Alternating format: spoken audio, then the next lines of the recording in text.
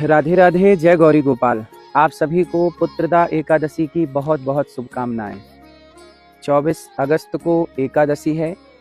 24 अगस्त को आप एकादशी का व्रत करिएगा और 25 अगस्त को पारण कर लीजिएगा। चावल खा करके पारण कीजिएगा और एकादशी के दिन हम केवल फल खाएं और प्रेम से भगवान का स्मरण करें। भगवान का चिंतन हम कहीं भी रहें वहाँ से रह करके करें। भगवान के बिना जीवन वैसे ही अधूरा है जैसे सांसों के बिना ये शरीर अधूरा है। एकादशी का व्रत सवेरे जल्दी जाग जाइए, भगवान का पूजन स्नान करिए, सूर्य भगवान को जल चढ़ाइए। पूरा दिन भगवान के कीर्तन में, पूरा दिन भगवान के भजन में आप पूरा समय दीजिए और भगवत चिंतन करते हुए ही, कीर्तन करते हुए ही पुत्रदा कहते हैं। इस एकादशी को करने से यदि किसी को पुत्र की कामना है, सब कुछ देने वाले तो भगवान ही हैं, भगवान की मर्जी के बिना कुछ नहीं होता। तो पुत्र की कामना से यदि आप इस एकादशी को करती हैं तो भगवान की कृपा यदि आप पर होगी तो इस पुत्रदा एकादशी को करने से पुत्र रत्न की प्राप्ति होती है।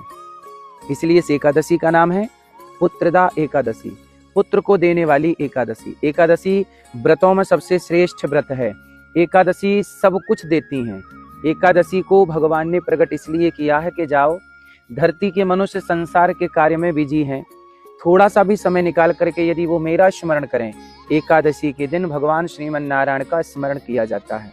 भगवान अपने आराध्य श्री कृष्ण का, भगवान श्री राम का चिंतन करते हुए भगवान का स्मरण करिए, चिंतन करिए। निश्चित भगवान आपको पुत्र रत्न की प्राप्ति जरूर कराएंगे। पुत्र के बिना आपको ऐसा लगता है कि आपका संसार अधूरा है, आपका जीवन अधूरा है। भगवान करें आपकी ये कामना पूरी हो। और पुत्रदा एकादशी इसलिए है क्योंकि एक राजा थे, उनके कोई संतान नहीं हो रही थी। गुरुजी से कहा कि क्या करें कि संतान हो। तब उन्होंने कहा कि पुत्रदा एकादशी, ये जो एकादशी है, इस एकादशी का आप व्रत करेंगे तो पुत्र रत्न की प्राप्ति होगी। और उन्हें पुत्र रत्न की प्राप्ति हुई, इसलिए यह एकादशी पुत्रदा एकादशी के नाम से जानी और पहचानी जाती है। तो आप भी इस एकादशी को कर सकते हैं। भगवान का स्मरण, भगवान का पूजन, भगवान श्रीमन नारायण का स्नान और इसके बाद भगवान को पुष्प, और मुझे लगता है कि भगवान को कुछ चढ़ाना है तो स्वयं को अर्पित कर देना चाहिए।